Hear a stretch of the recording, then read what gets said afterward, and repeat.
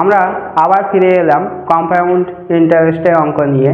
তোমাদের গত ভিডিওতে মানে লাস্ট যে ভিডিওটা আপলোড হয়েছে সেখানে তোমাদের 11 দাগের অঙ্ক পর্যন্ত কষা আছে। এবার আমি কষতে চলেছি 13 দাগের অঙ্কটা। 13 দাগের অঙ্কে তোমাদের মূলধনের পরিমাণ বার করতে বলছে, সুদের হারটা দেয়া আছে, সময় 3 বছর বলা আছে, আর বলা আছে কি চক্রবৃদ্ধি সুদ ও সরল সুদের অন্তর 930 টাকা। ঠিক আছে, তাহলে আমরা কষে দেখি কিভাবে করব। মনে করি আসল x টাকা, আসল x টাকা, সুদের হার সমান 10%। প্রশ্নে বলা আছে সুদের হারটা 10%, সময় সমান 3 বছর। তাহলে আমরা অর্থাৎ 3 বছরে সমূল চক্রবৃদ্ধি সমান কি লিখব, x ইন্টু 1 প্লাস r মানে 10 বাই 100 কিউব মাইনাস x করলে কি হবে, চক্রবৃদ্ধি সমূল চক্রবৃদ্ধির জায়গায় চক্রবৃদ্ধি সুদ হবে, তাহলে এত টাকা। তাহলে সুদ অতএব সুদ সমান কত, x into 1 plus 1/10 cube minus x টাকা। ওকে, তাহলে এটা আমরা পেলাম চক্রবৃদ্ধি সুদ। এখন এখান থেকে আমি ক্যালকুলেশন করছি, এক্সটাকে কমন নিচ্ছি, এক্সটাকে কমন নিলে 11/10 তার কিউব মাইনাস 1 টাকা। এটা ক্যালকুলেশন করে আমরা পাবো x 1331 বাই 100 মাইনাস 1 টাকা। ওকে, তাহলে আমরা এখান থেকে কি পেলাম, x ইন্টু 331 বাই 1000 টাকা। এটা আমরা পেলাম কি চক্রবৃদ্ধি সুদ। ওকে, এবার আবার 3 বছর পর সরল সুদ, সিম্পল ইন্টারেস্ট, সরল সুদ সমান কত, p গুণ t গুণ r বাই 100, তার মানে কত 30x বাই 100 টাকা। এবার আমরা তাহলে দুটো জিনিস পেলাম, কি কি পেলাম, একটা পেলাম চক্রবৃদ্ধি সুদ, আরেকটা পেলাম সরল সুদ। ওকে, এইবার প্রশ্নে দেয়া আছে 930 টাকা অন্তর চক্রবৃদ্ধি সুদ মাইনাস সরল সুদ, অন্তর মানে সেই বড়টার থেকে ছোটটা বিয়োগ। তাহলে আমরা পেলাম কি প্রশ্নানুসারে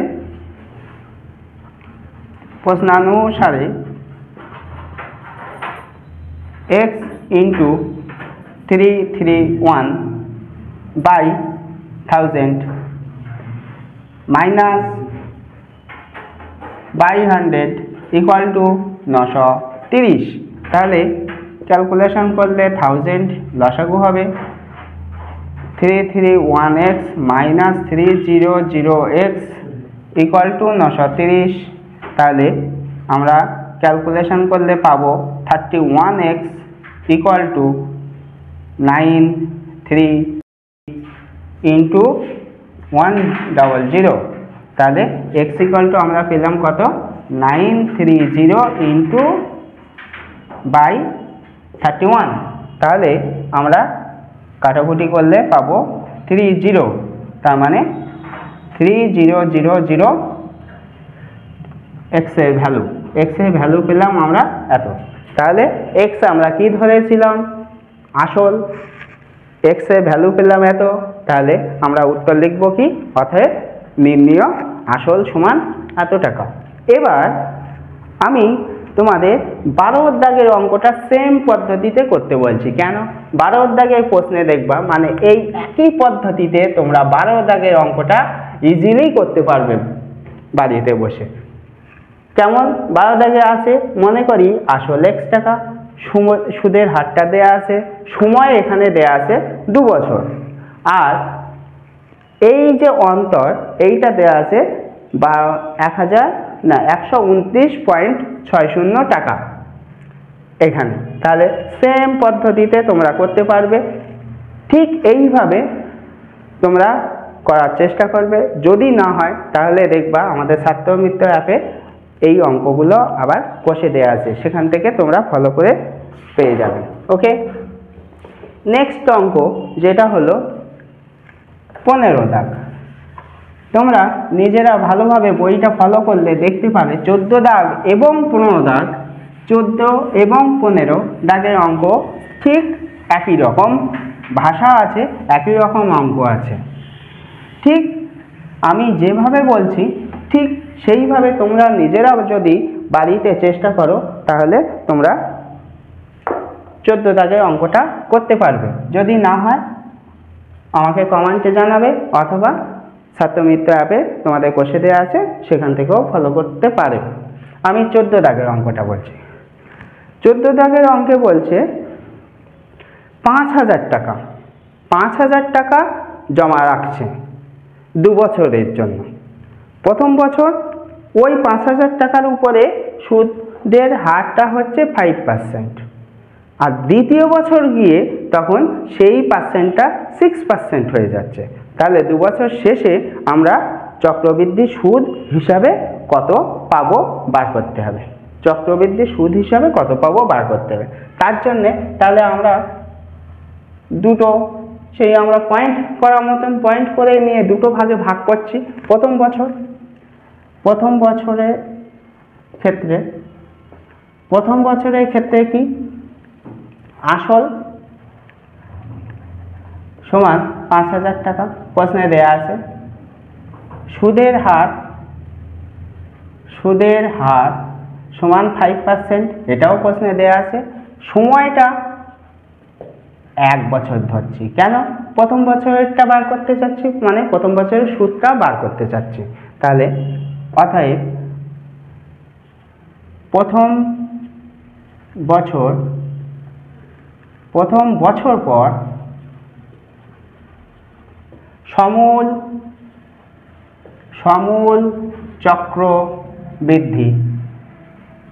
চক্রবৃদ্ধি কত হবে? P × 1 + R/101 টাকা। n মানে 1, 1 বছর, বা এটা সিম্পল ইন্টারেস্টের সূত্রেও ফেলতে পারো। কারণ আমরা জানি যে প্রশ্ন বোঝানোর সময়, মানে চ্যাপ্টারটা বোঝানোর সময় আমি বলেছিলাম, চ্যাপ্টার বোঝানোর যে ভিডিওটা আছে সেই ভিডিওটা তোমরা ফলো করবে। ওখানে বারবার বলেছি আমি, সরল সুদ এবং চক্রবৃদ্ধি সুদ সর্বদাই সমান হবে 1 বছরের জন্য। তাহলে এখানে আমি চক্রবৃদ্ধি সুদের সূত্রটা লিখেছি, তোমরা যদি সিম্পল ইন্টারেস্টে বার করো তাহলে সেটা সুদ পাবো। আর এটা আমি করছি এই কারণের জন্য, এটা আমরা একেবারে সুদ প্লাস আসল মানে সমূল চক্রবৃদ্ধিটা বার করছি। তাহলে এত ইন্টু 105/1000, তাহলে এটা ক্যালকুলেশন করলে আমরা পাবো 0, 5 × 25, 5 হাতে 2 আর 5, এত টাকা, 5250 টাকা। এবার আমরা কি করব? দ্বিতীয় বছরের ক্ষেত্রে 2 বছর বার করতে বলছে 2 বছরের জন্য, তাই দ্বিতীয় বছর, প্রথম বছর কমপ্লিট। এবার দ্বিতীয় বছরে তাহলে আসলটা হবে কোনটা? আসল হবে 5250 টাকা। কেন? আমরা বলেছিলাম চক্রবৃদ্ধি সুদে আসল, মানে আমরা যদি সিম্পল ইন্টারেস্ট বার করতাম তাহলে 250 টাকা সুদ হিসাবে পেতাম। সেই 250 টাকা আসলের সঙ্গে যোগ করলে দ্বিতীয় বছরে মূলধন তৈরি হয়ে যেত। আমরা একেবারে বার করলাম। সময় সমান 1 বছর, দুটো বছরের জন্য বার করতে বলছে, তাহলে 1 বছর কমপ্লিট, এখানে আর 1 বছর বাকি আছে, 1 বছরটা বার করব। সুদের হার চেঞ্জ হচ্ছে, এখানেও ওই চ্যাপ্টারটা প্রথমে ওই ভিডিওতে তোমরা দেখবে সুদের হারটা কখনো পরিবর্তন হতেও পারে বলেছিলাম, সুদের হার একই থাকবে না, সিম্পল ইন্টারেস্টে যেমন একই থাকতো তেমন। তাহলে এখানে অতএব দ্বিতীয় বছরের শেষে সমূল চক্রবৃদ্ধি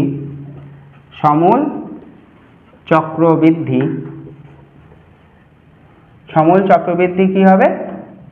5250 ইন্টু 1 প্লাস 5/1000, 5 নয়, এখানে সুদের হার 6, তাহলে 6 এত টাকা। ওকে, এবার এটা আমরা ক্যালকুলেশন করব। 106/1000, 2 দিয়ে 5, 2 দিয়ে 5, 3, 5 দিয়ে 1, 0, 5।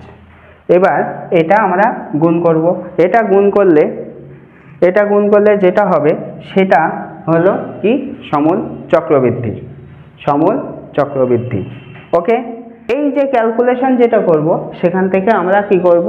আসলটা সমূল চক্রবৃদ্ধি মানে সুদ প্লাস আসল এত টাকা পেলাম। তাহলে সুদ বার করতে হলে আমি কি বললাম যে আসল থেকে আমরা বাদ দেব। তাহলে অতএব নির্ণেয় চক্রবৃদ্ধি সুদ সমান 5500 মাইনাস 5000 ইকুয়াল টু 5565 টাকা। ওকে, এটা আমরা সরল সুদ হিসাবেও বার করতে পারতাম, তাহলে অ্যাড করতে হতো এখানটাতে, আমরা প্লেন সূত্রে ফেলে করলাম। ঠিক এই একই পদ্ধতিতে, সেম পদ্ধতিতে তোমরা 14 দাগের অঙ্কটা নিজেরাও বাড়িতে ইজিলি করতে পারবে। ওকে, এবার নেক্সট যে অঙ্ক সেটা আমি বলছি 16 দাগ এবং 17 দাগ। দেখো 16 দাগ এবং 17 দাগের অঙ্ক সেম প্রসেস, যে অঙ্কটা হবে সেম প্রসেসে 16 দাগ এবং 17 দাগের অঙ্কটা হবে। সেখানটাতে দেখবা 16 দাগের অঙ্কে তোমাদের আছে যে মূলধন কিছু টাকা রেখে দিয়েছে, 1 বছরে তার সুদ হিসাবে, সরল সুদ হিসাবে 50 টাকা পাচ্ছে, এবং 2 বছরে চক্রবৃদ্ধি সুদ হিসাবে 102 টাকা পাচ্ছে। তাহলে আমাকে বার করতে বলছে কি? সুদের হারটা আর আসলটা কত, সুদের হার এবং আসল কত বা মূলধন কত। এবং ঠিক ওই একই 17 দাগের অঙ্কে দেখো সরল সুদ 2 বছরের জন্য দেয়া আছে, আর চক্রবৃদ্ধি সুদও 2 বছরের জন্য দেয়া আছে, মূলধন কত বার করতে হবে। আর 16 দাগে কি? সরল সুদটা 1 বছরের জন্য আর চক্রবৃদ্ধি 2 বছরের জন্য। ওকে, তাহলে তোমাদের এই অঙ্কে শুধুমাত্র পার্থক্যটা হবে সরল সুদের বছরেরটা, এই, এছাড়া দ্বিতীয় কোনো পার্থক্য তোমাদের নেই। আমি তোমাদের 16 দাগের অঙ্কটা বলছি। 16 দাগের অঙ্কে তাহলে আমাকে কি বার করতে বলছে? চক্রবৃদ্ধি মূলধন এবং চক্রবৃদ্ধি সুদের হারটা, তাই আমি ওই দুটোই ধরে নেব। মনে করি আসল সমান x টাকা এবং সুদের হার সমান R% ধরে নিলাম।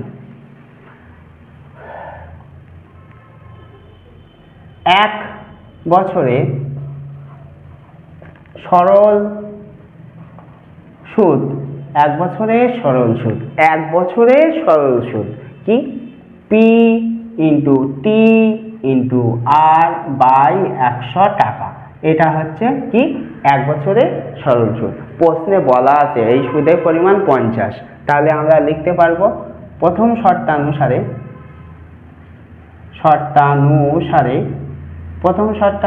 কি? x R by 100 equal to 50। এটা আমরা 1 নম্বর ইকুয়েশন হিসাবে রেখে দিলাম। আর কি বলছে? 2 বছরের চক্রবৃদ্ধি সুদ, 2 বছরের চক্রবৃদ্ধি সুদ। তাহলে কি হবে x into 1 plus r by 100 whole square minus x টাকা। এটা হলো কি 2 বছরের চক্রবৃদ্ধি সুদ। এবার আমরা এটা ক্যালকুলেশন করছি, ক্যালকুলেশনটা খুব ভালোভাবে ফলো করবে। 1 plus r by 100 square minus 1 square টাকা। ওকে, দেখো এখানটাতে x কমন নিলাম, তাহলে 1 স্কোয়ার। কেন লিখলাম? a স্কোয়ার মাইনাস b স্কোয়ারের ফর্মুলাটা আমি এখানে ইউজ করব তাই। তাহলে x into 1 plus r by 100 minus plus 1 plus r by 100 minus 1 টাকা। Okay, a square minus b square a plus b into a minus b। এখানে a plus b a minus b এটা কেটে গেল 1, তাহলে থাকলো কে x into x r by 100। এখানে থাকলো r বাই 100, সেটা x এর সাথে এখানে গুণ হয়ে গেল। আর থাকলো কে 112 প্লাস r বাই 100 টাকা। ওকে, এইবার দ্বিতীয় শর্তানুসারে কি বলা আছে? x r by 100 into 2 plus r by 100, এটা হচ্ছে কি চক্রবৃদ্ধি সুদ। প্রশ্নে বলা আছে 102। তাহলে আমি এইখান থেকে দেখো এখানে আমরা কি পেয়েছি? x r সমান 50, x r বাই 100 সমান 50। এখানেও দেখো সেই x r বাই 100 পাওয়া গেছে, তাহলে ওখানে আমরা ভ্যালুটা বসিয়ে দিচ্ছি 50, 2 প্লাস 100 102। তাহলে আমি পেলাম 1 থেকে এই মানটা আমরা পেলাম। এবার এখান থেকে সিম্পল ক্যালকুলেশন, 100 ওপাশে চলে যাবে, তাহলে 2 প্লাস r বাই 100 102 বাই 50।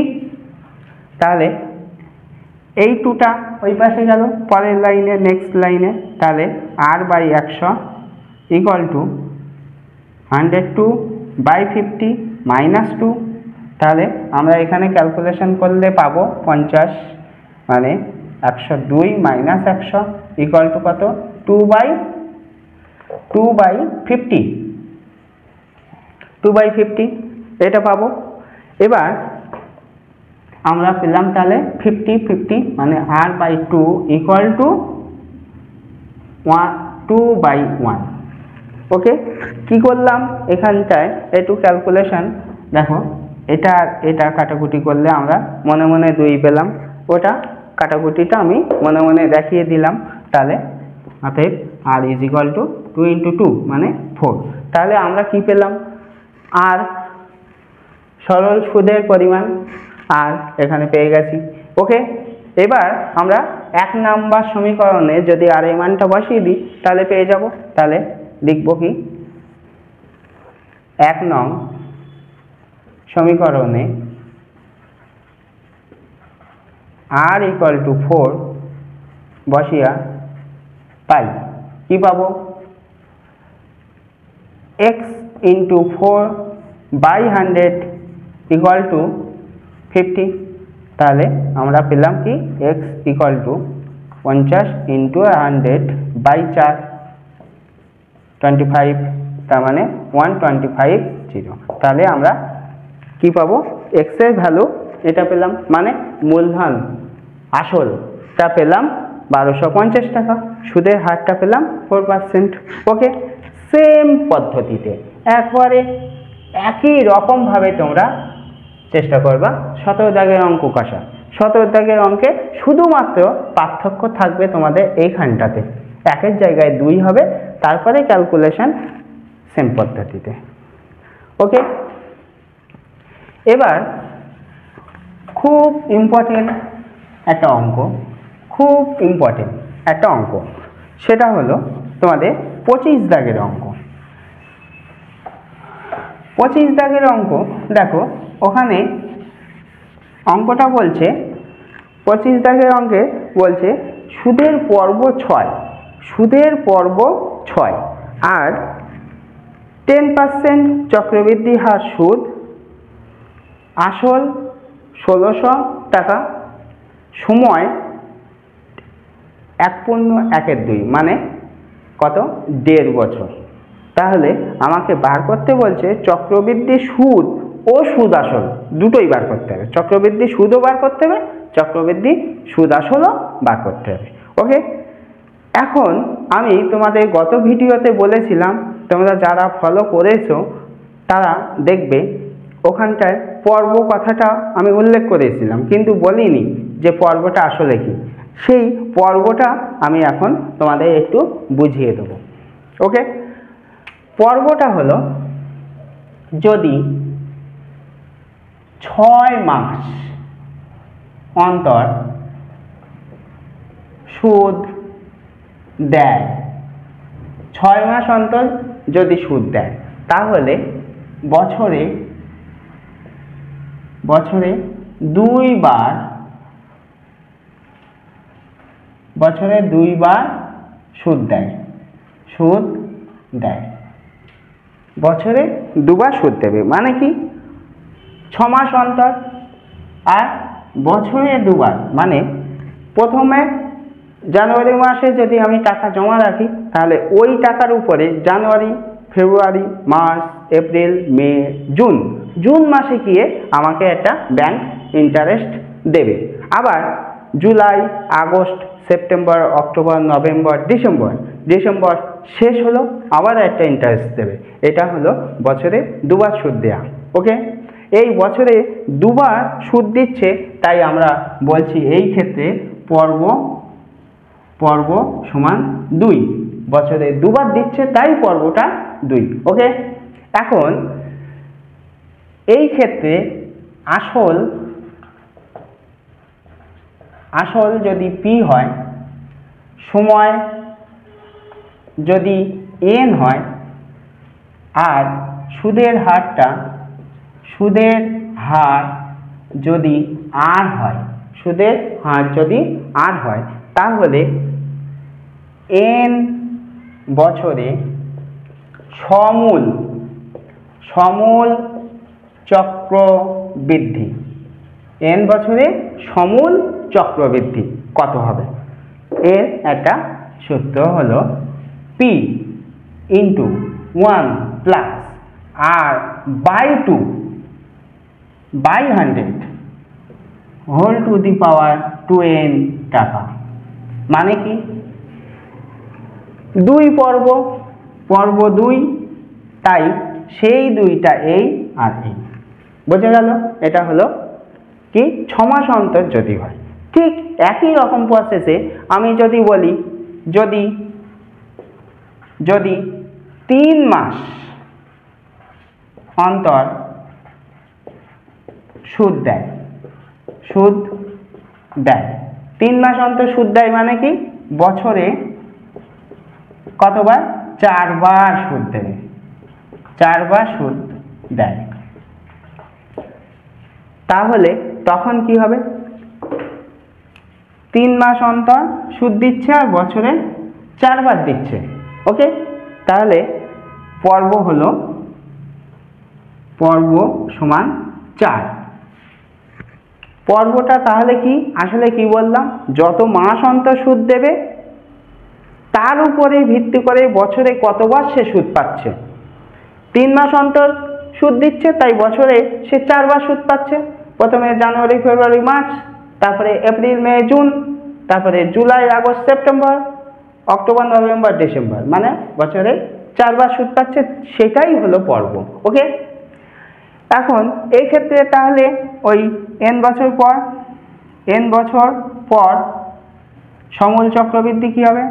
সমূল চক্রবৃদ্ধি সূত্রটা কি হবে?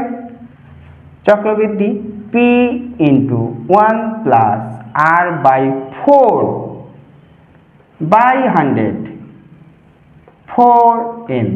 ওকে, তার মানে এখানেও কিন্তু আমরা কি পেলাম, সেই পর্ব 4, তাই এখানটায় সেই 4টা এই আর এই। ওকে, এইবার আমরা অঙ্কটা কষবো কত, 25 দাগের অঙ্কটা। এই ফর্মুলাতে ফেলে। ওকে, তোমরা ভালোভাবে আবার প্রথম থেকে দেখবে আর আমার কথাগুলো শুনবে, তাহলে তোমরা ইজিলি বুঝতে পারবে এই অঙ্কগুলো। আমি 25 দাগের অঙ্কটা বলছি এই কারণের জন্যে, ওখানটায় বলছে 1.5 বছর। 1.5 বছর মানে কি? 1 বছর প্লাস 6 মাস, সেটার জন্যেই 1.5 বছর। তাহলে 25 দাগের অঙ্কে আমরা কি পাবো? মূলধন আসল, আসল সমান প্রশ্নে দেওয়া আছে 1600 টাকা। 1600 টাকা। সময় সমান 1.12 বছর, মানে কত? 3/2 বছর। ওকে, পর্ব কত? 6। পর্ব সমান 2। কেন? 6 মাস, 6 মাস অন্তর সুদ দেয়। 6 মাস অন্তর সুদ দিচ্ছে, তাই পর্ব 6। ওকে, সুদের হারটা কত? 10%। সুদের হার সমান 10%। ওকে, সুদের হারটা 10%। অতএব তাহলে আমরা কি পাবো? অতএব সমূল চক্রবৃদ্ধি 1.12 বছরে কত? পি মানে 1600 টাকা।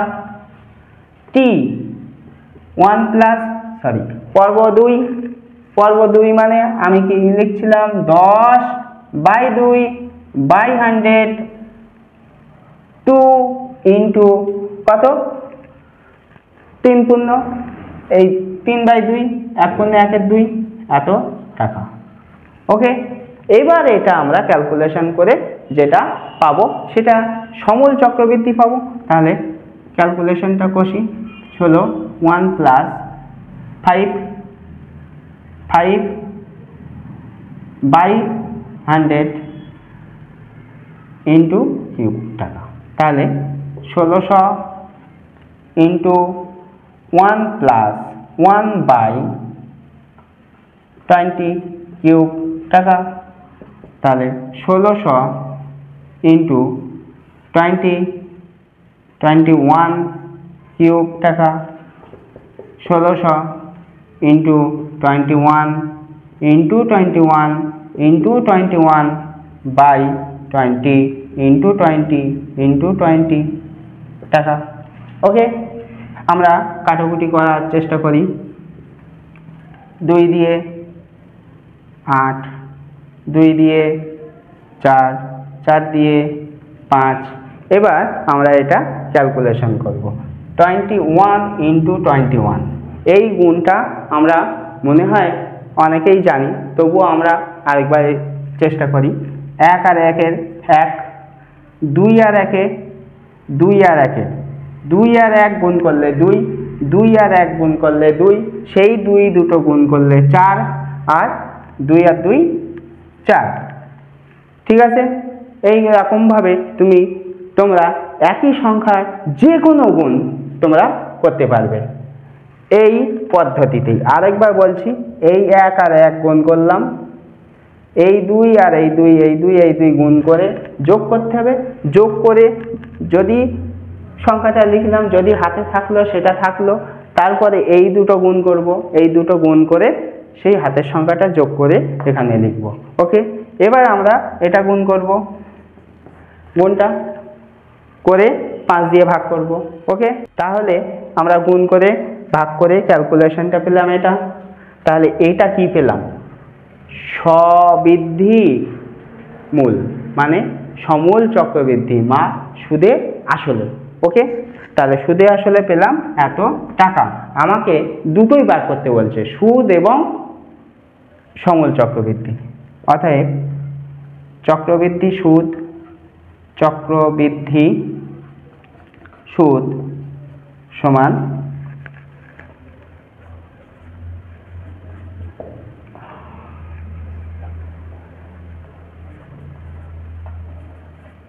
মাইনাস 1600, তার মানে আমরা পেলাম 252.20 টাকা। তাহলে চক্রবৃদ্ধি সুদ হচ্ছে এত টাকা, সমূল চক্রবৃদ্ধি এত টাকা।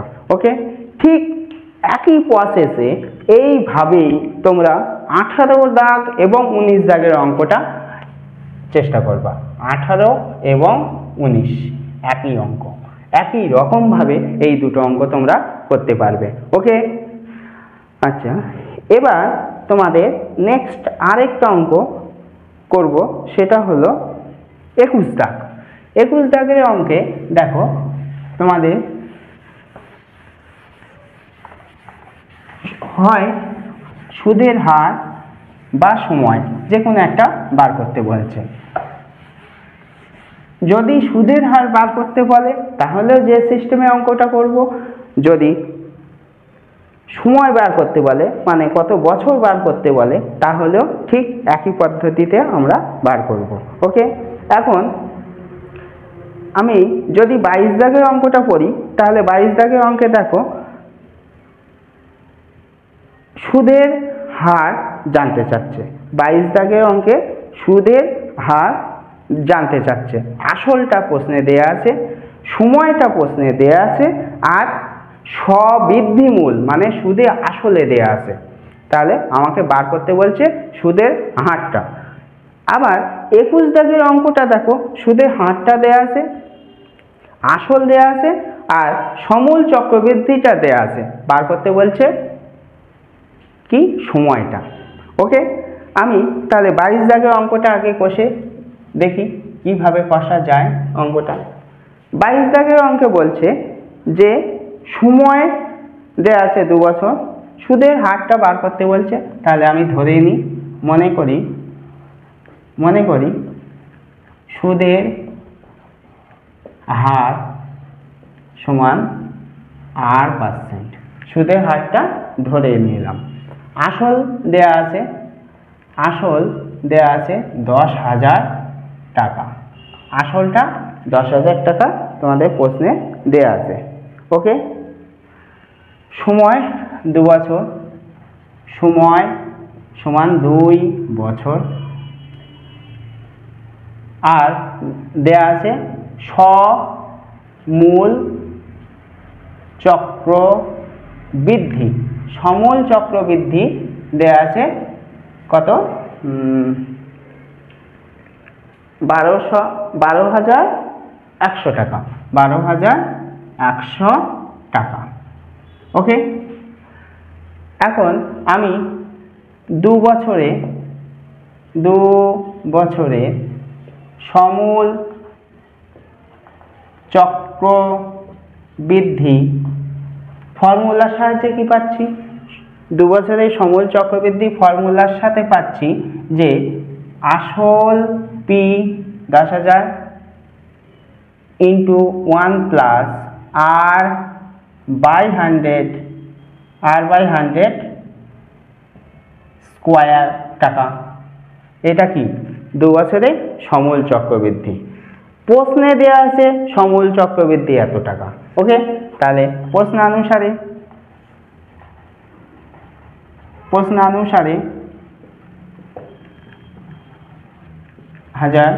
1 plus R/100 square equal to 12100। ওকে, প্রশ্নে দেয়া আছে এত টাকা সমূল চক্রবৃদ্ধি, আমি ক্যালকুলেশন করে পেলাম এত টাকা, তাহলে প্রশ্ন অনুসারে এইটা সমান। এবার আমরা ক্যালকুলেশন করব। 1 plus R/100 square equal to 121/1000, দুটো জিরো কাটলো।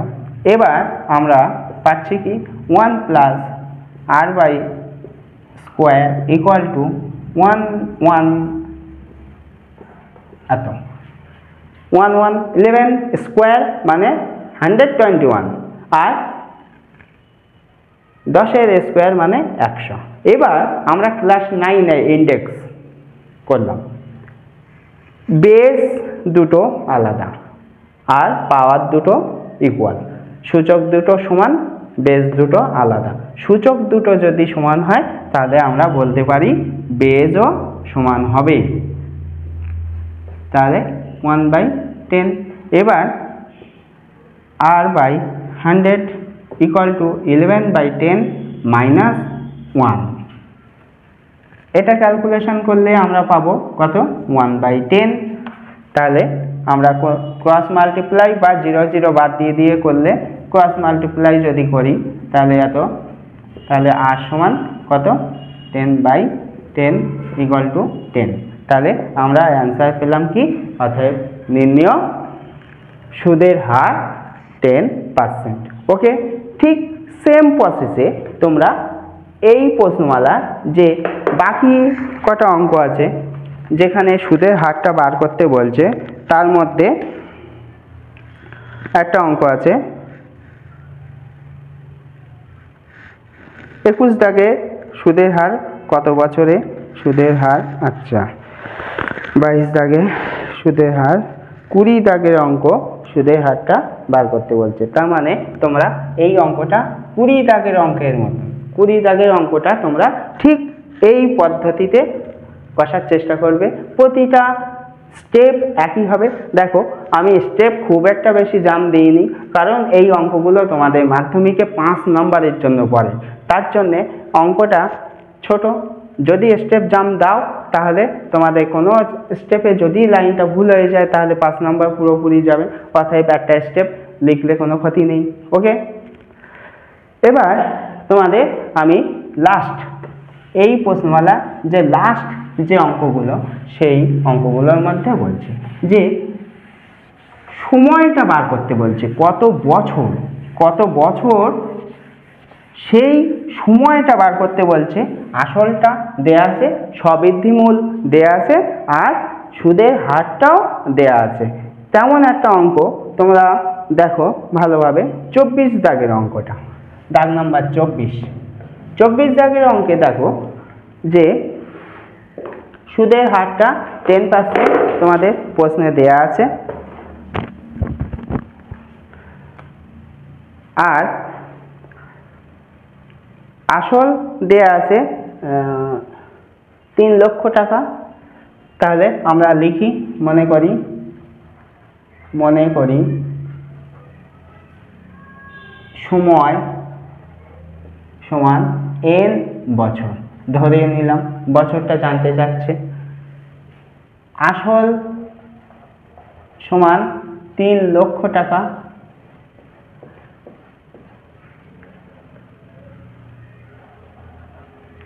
সময় n, সুদের হার সমান, সুদের হারটা কত দেয়া আছে? 10%, আর এবং সমূল চক্রবৃদ্ধি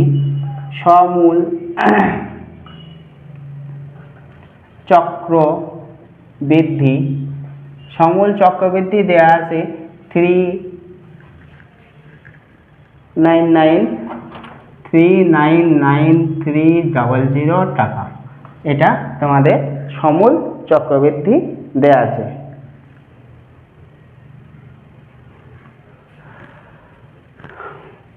অতএব n বছরে সমূল চক্রবৃদ্ধি, n বছরে সমূল চক্রবৃদ্ধি কত?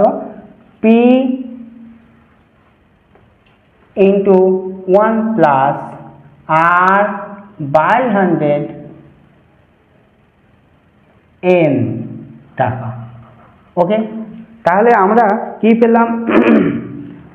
কি এখানটাতে পেলাম যে সমূল চক্রবৃদ্ধি এত টাকা, প্রশ্নে দেওয়া আছে সমূল চক্রবৃদ্ধি এত টাকা, তাহলে এ দুটো নিশ্চয়ই সমান হবে। ওকে, তাহলে প্রশ্নানুসারে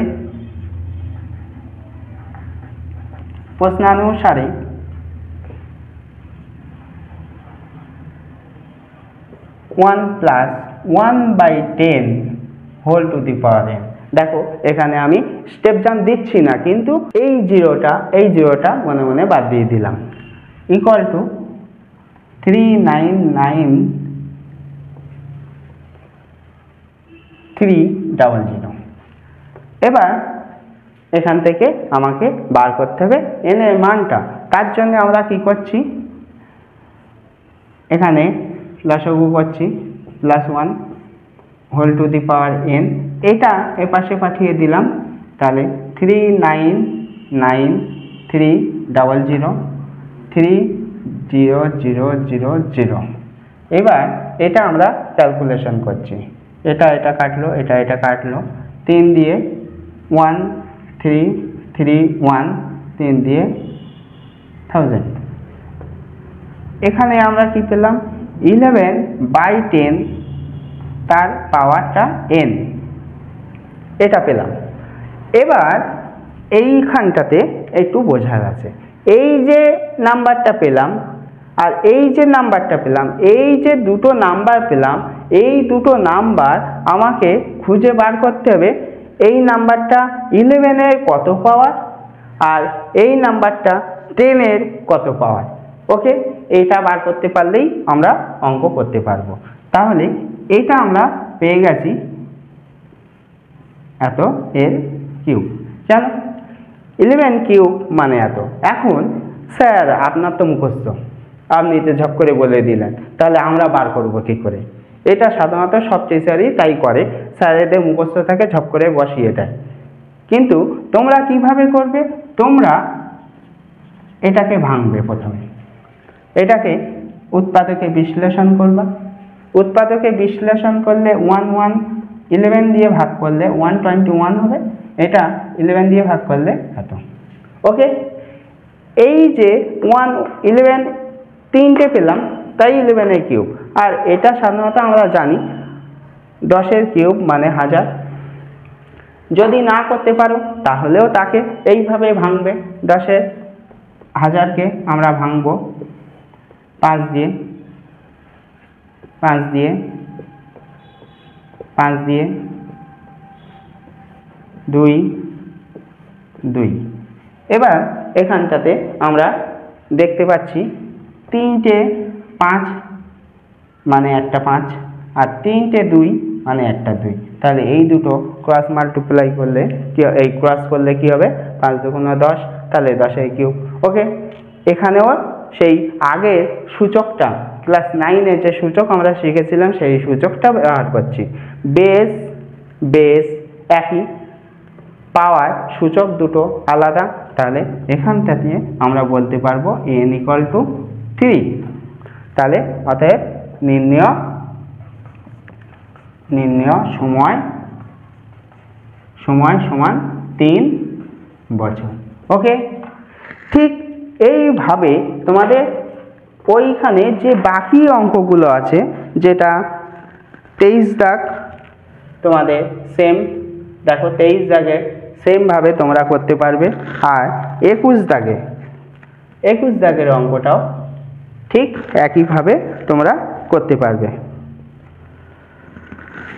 ওকে, এই প্রশ্নমালা আমি তোমাদের সিম্পলভাবে বোঝালাম। তোমাদের যদি কোনো সমস্যা থাকে, যে অঙ্কগুলো আমি কষে দিইনি সেগুলো তোমরা আমাদের ছাত্রমিত্র অ্যাপে যে অঙ্কগুলো আছে ওখানে দেখলে অঙ্কটা করতে পারবে। আর এই ভিডিওটা খুব ভালোভাবে প্রতিটা অঙ্ক যদি দেখো তোমরা, তাহলে এই যে পাশে দাগ নাম্বারগুলো লিখে দিয়েছি এই অঙ্কগুলো তোমরা বাকি অঙ্কগুলো ইজিলি করতে পারবে। ওকে, বাই।